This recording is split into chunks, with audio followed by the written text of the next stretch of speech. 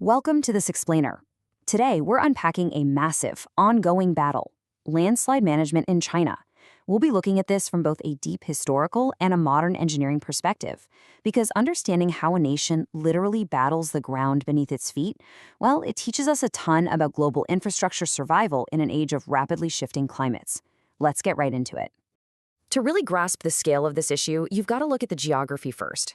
A staggering 66.5% of China's total land area is mountainous.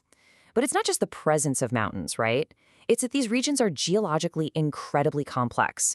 We're talking rugged topography, weak geologic structures, super high-intensity rainfall, and on top of all that, frequent earthquakes. It's a combination that sets a highly vulnerable stage.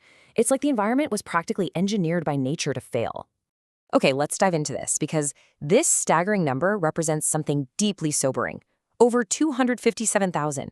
That's actually a conservative estimate of the lives lost to landslides in China between 186 BC and 1987. Think about that. For over 2 millennia, mountain communities have lived under the literal, everyday threat of the earth just collapsing on top of them. Here's our roadmap for today. 1. A mountainous menace. 2. Centuries of devastation. 3. Triggers, nature and humanity. 4. The cost of progress. And 5. Engineering survival. Moving right along to Section 1, a mountainous menace, understanding the baseline threat. And we call it a baseline threat because this isn't just a rare anomaly, it's a chronic drain that costs an estimated $500 billion in economic loss every single year.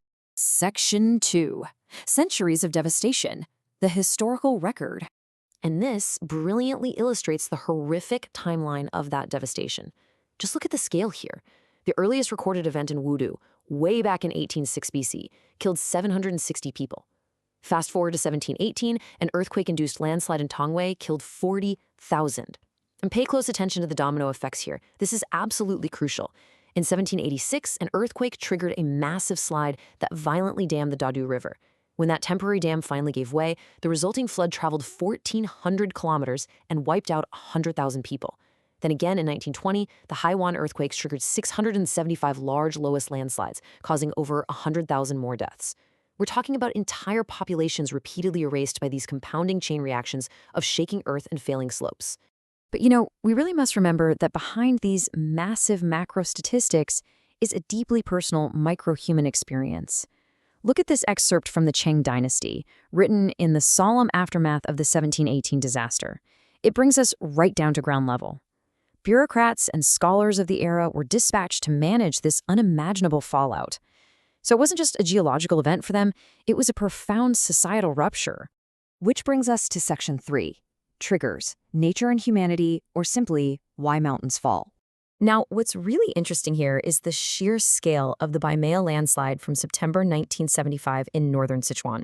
What you're seeing is a 7 million cubic meter mass of rock. To put that in perspective, that's enough to fill almost 3 Great Pyramids. And it just detached from the slope.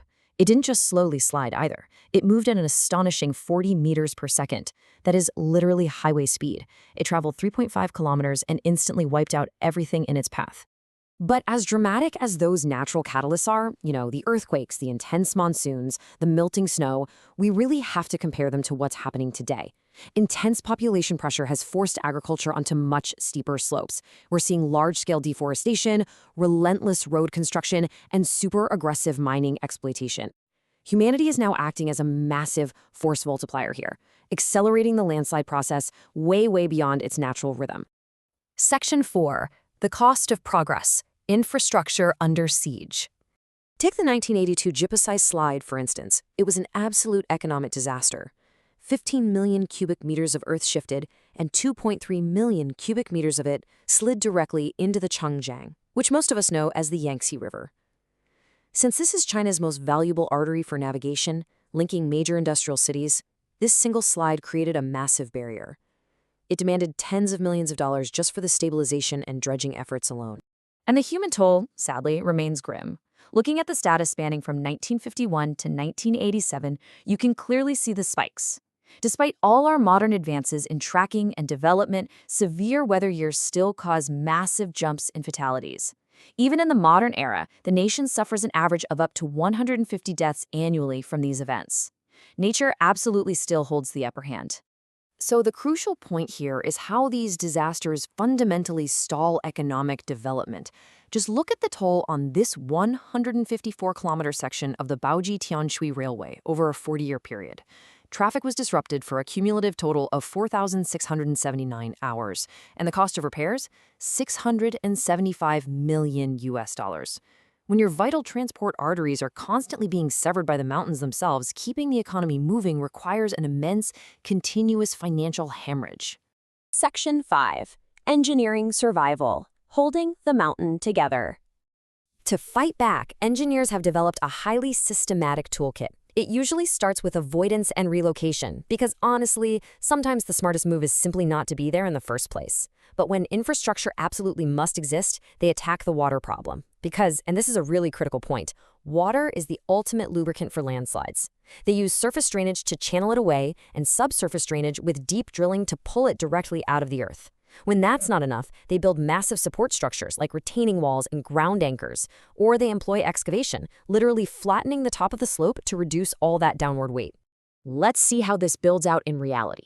Notice the structural ingenuity at play here, with these deep-seated counterfort drains and anchored retaining walls.